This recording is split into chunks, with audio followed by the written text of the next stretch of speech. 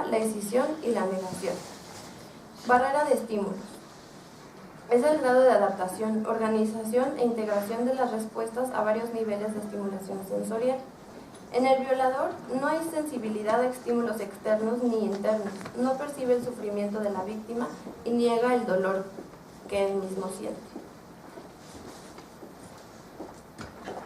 Funcionamiento sintético integrativo. Aquí es el grado en que los eventos intrapsíquicos se integran con los conductuales, que, bueno, como les expliqué hace rato, el violador no los integra porque la realidad externa no tiene nada que ver con su realidad interna. El violador, por lo mismo, es una persona pseudoadaptada, seductora y con características sociopáticas. Sociopáticas me refiero a la falta de preocupación real por el impacto de aspectos agresivos hacia otros y en ocasiones hacia sí mismo, que puede llegar a tener una vida social laboral normal. Dentro del desarrollo de la sexualidad infantil se pueden observar los primeros deseos eróticos del niño, que se censuran y quedan en el inconsciente, los cuales pueden traducirse en síntomas o fantasmas inconscientes, es decir, pulsiones que esperan que la censura se debilite para emerger y, como se mencionó anteriormente, ser satisfechas. Esto puede observarse en la conducta diaria y de forma adaptativa en forma de sueños, arte, juegos, etc. o en forma desadaptativa a través de crímenes y conductas sociopáticas. Hay una influencia en nuestra conducta por parte de las pulsiones desde que nacemos, la cual es determinante en el desarrollo de la sexualidad infantil, ya que cualquier alteración o trauma en dicho momento tendrá repercusiones importantes en la adultez, como las perversiones sexuales, rubro en el que encaja el violador, quien se ve en la necesidad de transgredir las normas y prohibiciones, puesto que cometer un delito da alivio anímico, se satisface su pulsión agresiva por medio de la descarga, es decir, la violación. La madre es el primer modelo femenino que se tiene, ya que troquela la formación de la feminidad y es el primer objeto de amor y de odio con el cual se establecerán relaciones interpersonales típicas e idiosincráticas de cada individuo. La vida representa una continua búsqueda de dicho estilo de relación interpersonal. Dicha búsqueda es inconsciente. El padre es el pilar a partir del cual se establecerán las cualidades y defectos masculinos que se transmitirán al hijo, por medio de la madre, a partir de la fantasía del hijo o a partir del contacto directo con el padre. El padre, con sus actitudes, pensamientos y afectos, influenciará al niño, porque para salvarse de la feminidad es necesario que reprima los deseos incestuosos que siente hacia el progenitor del sexo contrario, e identificarse con los aspectos masculinos que el padre le ofrece y que el ambiente le propone. La salvación al castigo de castración es identificarse con el padre, ya que podrá desplazar hacia otros objetos los deseos y sentimientos vividos hacia los objetos primarios. De acuerdo al psicoanálisis, el deseo incestuoso se inserta claramente durante la etapa del complejo de Edipo, que suele darse entre los 3 y los 4 años de edad, en donde el infante desea ser pareja del progenitor del sexo opuesto, destruyendo a su vez al progenitor del mismo sexo para que no interfiera. En este momento, el niño también alberga sentimientos, deseos y fantasías de odio y muerte hacia el padre del mismo sexo. Durante este periodo, la vivencia que tenga el niño respecto a la vida sexual de los padres, acentuada por la experiencia directa que puede tener la escena primaria, será un parteaguas en la producción de las fantasías que tenga el infante, así como en el desarrollo de su sexualidad adulta. Durante el apogeo del complejo de Edipo, el infante experimentará desengaños y heridas narcisistas que provocarán distintas respuestas, dependiendo de la constitución de cada individuo, en referencia a cómo vivirá dichas heridas.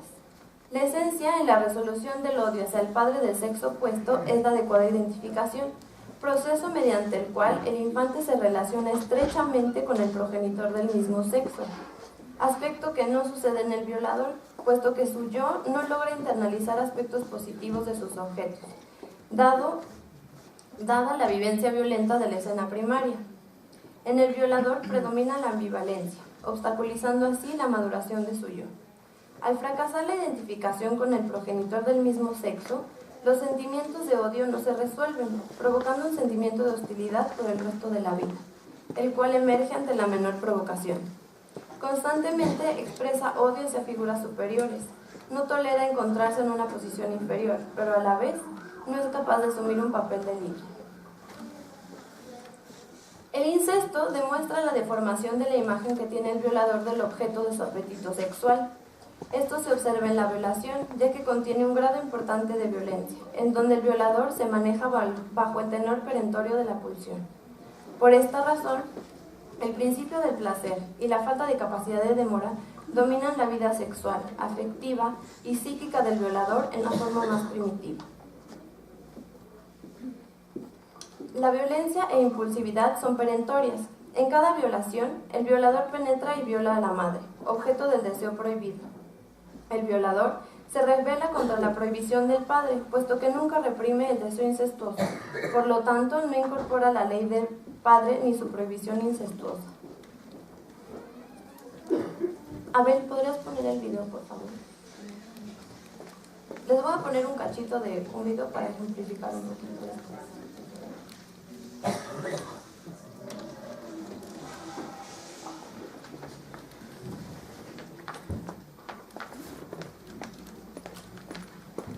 Bueno, el video era de la película de Naranja Mecánica. Hay una escena en donde, se me acabo de olvidar el nombre del protagonista, pero llegan él y sus amigos a casa de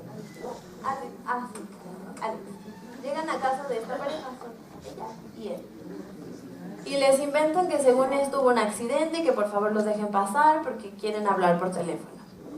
Entonces, bueno, ya, les abre la esposa y los deja pasar. En cuanto les abre la puerta, pues le empiezan a agredir y los que ellos, como sus secuaces, agreden al señor. En esta escena, lo que quiero ejemplificarles es justamente, él sería el padre y ella la madre, y él el hijo que no respeta la ley del padre.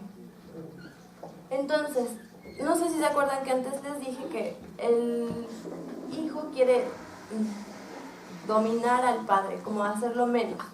Entonces, se ve claramente, el papá está abajo, está dominado por los secuaces de Alex. Y él, bueno, posteriormente, se ve como viola a la madre.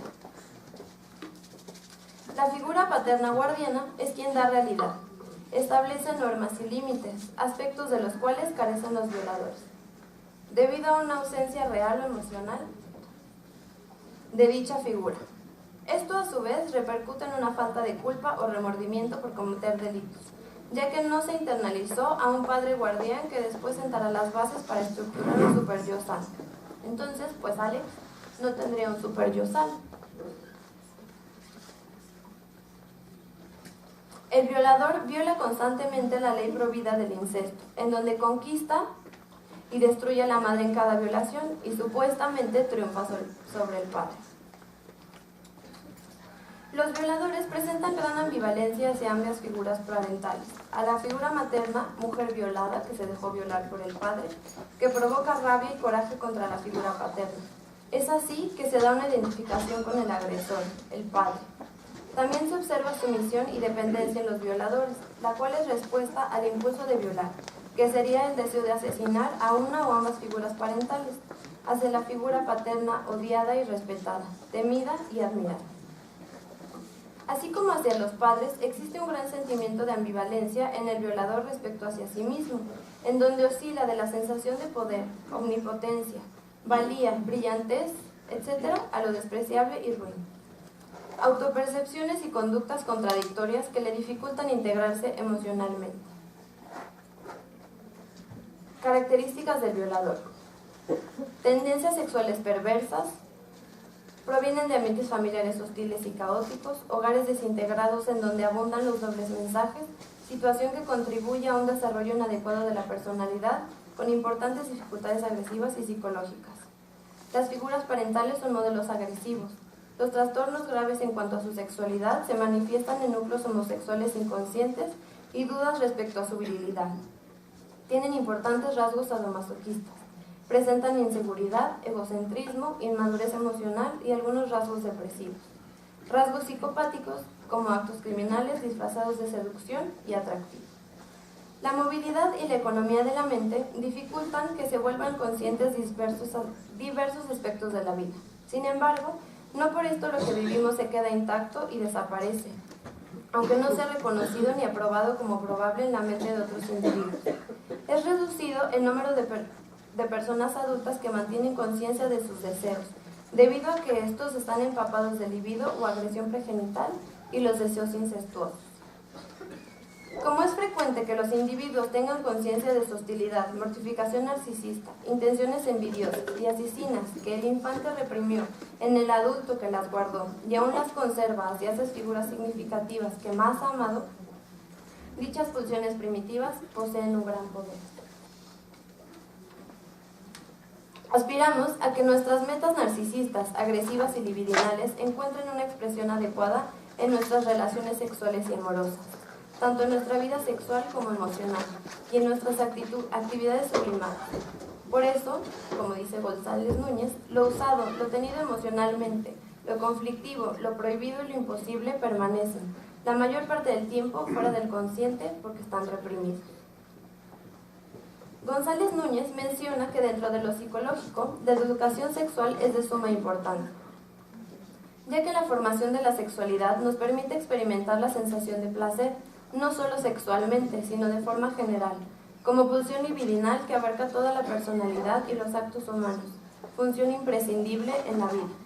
El niño siente placer en todo el cuerpo, al mamar, defecar u orinar. Siente placer de toda estimulación corporal suave y no dolorosa, a veces hasta dolorosa. González Núñez menciona que otra función importante es la reafirmación de la personalidad. A través del sexo, el sujeto se reafirma como hombre o como mujer y obtiene una sensación de plenitud, ya sea masculina o femenina. La falta de identificación en la niñez provocará confusión en la edad adulta. Salud. Para terminar, es importante y quiero recalcar, igual lo que dice el doctor, que siempre el desarrollo de la sexualidad infantil tiene que ir de la mano con el desarrollo emocional. No las podemos separar. En caso de separarlas, pues pueden existir diversas desviaciones, como en el caso del violador. Por eso es sumamente importante que vayan siempre de la mano.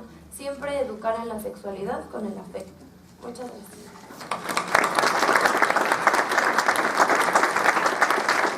Muchas gracias.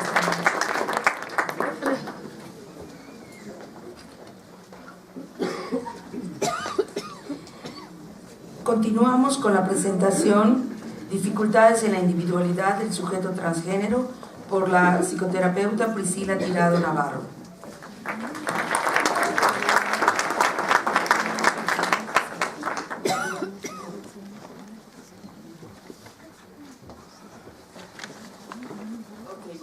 Buenos días, muchas gracias a todos por acompañarnos. Gracias también al doctor González, a la doctora Vanessa y a la doctora Adriana por su apoyo. Bueno, mi tema es dificultades en la individualidad del sujeto transgénero. El objetivo de este trabajo es tratar de explicar, mediante la investigación, observaciones y el trabajo clínico psicoanalítico, cuáles son algunas de las dificultades que pueden presentar los sujetos en condición de transgénero. Pues ¿para qué? Para la consolidación de su individualidad. Y bueno, vamos a partir del hecho de que desde hace muchos siglos se ha intentado tratar de explicar, muchos pensadores, muchos autores han tratado de explicar los procesos por los que pasa la persona para lograr o para poder alcanzar su individualidad. Y hablar de ello supone también la constitución de la persona, del ser uno mismo, desde los aspectos individual, familiar, social, emocional, etc. La complejidad al hablar de estos temas desde el punto de vista psicoanalítico pues tiene que ver mucho con que todos partimos desde estructuras escindidas, ¿no? Que posteriormente se irán integrando a lo largo del desarrollo pues para poder formar aspectos psíquicos sólidos sobre la condición de ser hombre o ser mujer.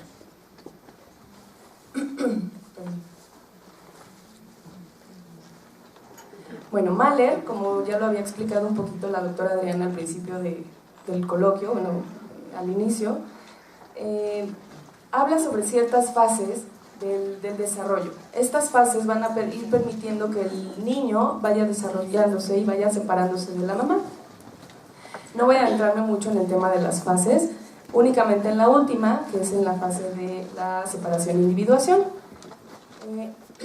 Este es un proceso en donde la tarea principal del niño se va a dividir la tarea principal en dos.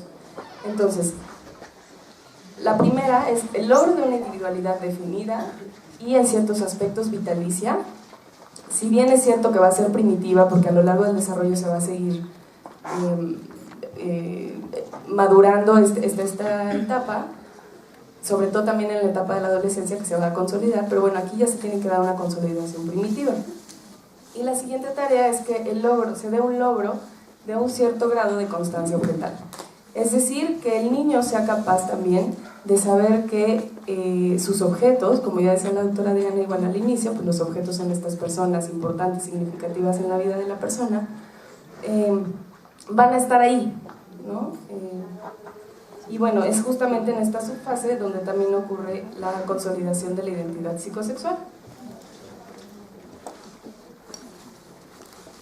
Bueno, desde nuestro campo, una de las principales condiciones de la integración y salud mental, pues se van a centrar justamente en el logro y en la capacidad del niño para llegar a su individualidad, la cual incluye una aceptación y vivencia plena de su identidad psicosexual.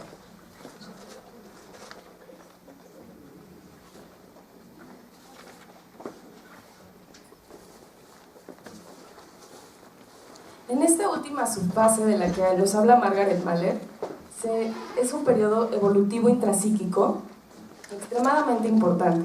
Y vamos a ver por qué, porque es donde se va a lograr un sentimiento estable del yo, de los límites del yo. Es decir, ¿qué tanto soy yo, qué tanto pertenezco yo a mí mismo y estoy separado de mis objetos? Esto es lo que nos va a ir permitiendo ir separando, el niño se va a ir separando de sus objetos para ir alcanzando su individualidad.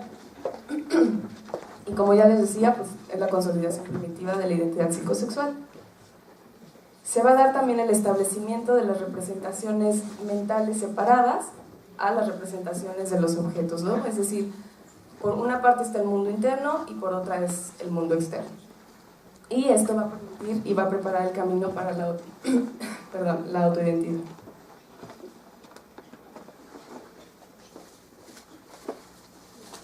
Y bueno, hablar de autoidentidad pues tiene que ver también con el aspecto de hablar de identidad de género. Si bien el psicoanálisis no habla como identidad de género, pues es importante ir agarrando de todos lados para poder ir explicando los fenómenos que suceden en el desarrollo del individuo.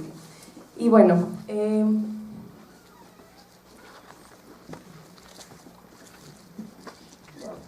la OMS define la identidad de género como el grado en que cada persona se identifica como femenina o masculina. Digamos que es el marco de referencia interno de cada persona y que se va a construir a través del tiempo para definir de qué forma yo me defino, valga la redundancia, me defino como hombre o como mujer, ¿no? ¿Qué tanto acepto y asumo los roles que me son asignados y vivo en consecuencia de eso, ¿no? Y en congruencia. Determina la forma en que las personas experimentan su género y contribuye al sentido de identidad, singularidad y pertenencia. Es decir, bueno, pues esto es una cuestión también como muy inconsciente, en donde la persona se va a sentir singular, se va a sentir perteneciente y con un marco de referencia interno que no necesita muchas veces cuestionar.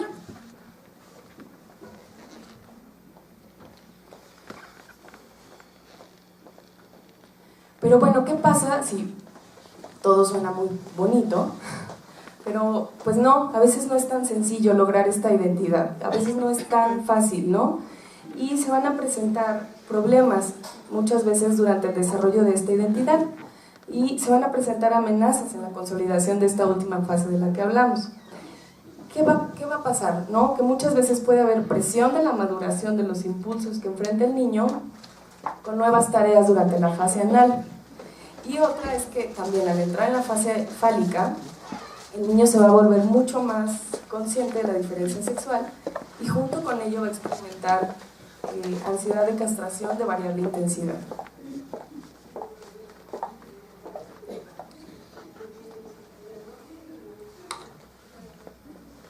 Para Kahn, los traumas acumulativos justamente de esta etapa del desarrollo, en la fase anal y específicamente en la fálica, van a constituir un bloqueo en la consolidación de la individualidad. Entonces, pues como ya hemos visto, pues siempre va a haber modificaciones al tratar de explicar cuáles son los diferentes problemas que se presentan durante el desarrollo de la identidad. Y uno de esos problemas pues, es el fenómeno del transgénero, o como más formalmente se le conoce, el trastorno de identidad de género. Voy a explicar un poquito de qué se trata y ya después hablo del caso. Para Arango de Montis, el trastorno de identidad de género es una disforia de género. Es decir, es un malestar. La persona que tiene malestar, que presenta...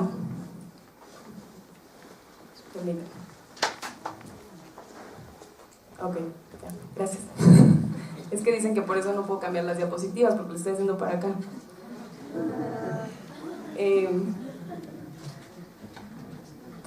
Entonces, Arango de Montis dice que es disforia de género, es decir, es un malestar, la persona siente malestar, es una sensación de malestar respecto a la identidad de género, entre lo que siento, lo que creo que soy y las características de mi cuerpo. Es como si la persona se sintiera atrapada en un cuerpo equivocado. Ese es un trastorno de género, es decir, yo me siento niña, pero estoy atrapada en un cuerpo de niño, o viceversa, ¿no? Vemos que se puede presentar en ambos casos.